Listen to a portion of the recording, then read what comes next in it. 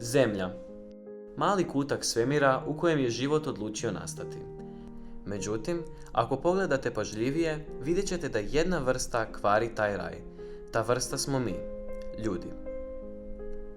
Ljudska aktivnost počela je značajno utjecati na okoliš razvojem industrije. Kako bi čovjek pokretao svoje ljubimce na 4 kotača, potrebno je gorivo.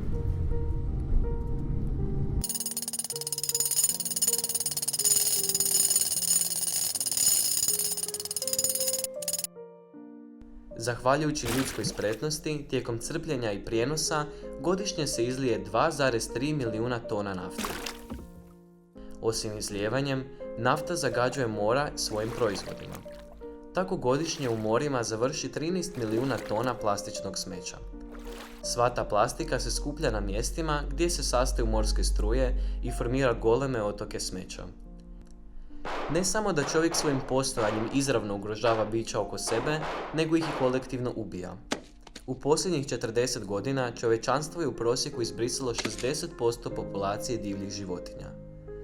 Kako bi ljudi zadovoljili svoje potrebe za mesom, pokrenuto je intenzivno stočarstvo koje je rezultiralo mučenjem životinja i zagađenjem okoliša.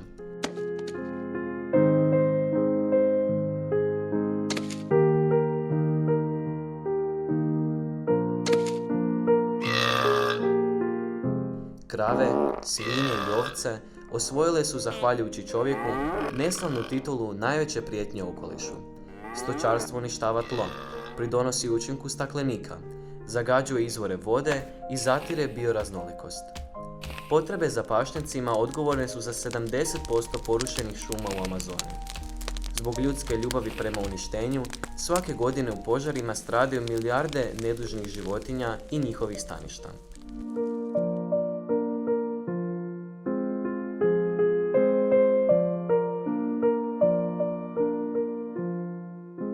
Samo u 2019. godini u Amazoni je izgorilo oko 30 milijuna hektara, dok je u australskim požarima život izgubilo više od pola milijarde životinja i izgorilo 9 milijuna hektara površina. Mi ljudi uvijek tražimo više nego što nam je potrebno. Tako nam nije dovoljno što smo zagadili zemlju samu, već i svemir oko nje. Danas se u zemljinoj orbiti nalazi 170 milijuna komada smeća koje je otpalo s raznih raketa i satelita. NASIN satelit TESS pronašao je prvi moguće naseljiv planet.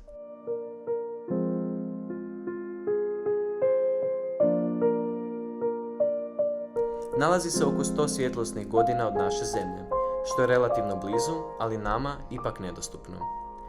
Dakle, imamo samo našu Zemlju, zato je čuvajmo i pazimo.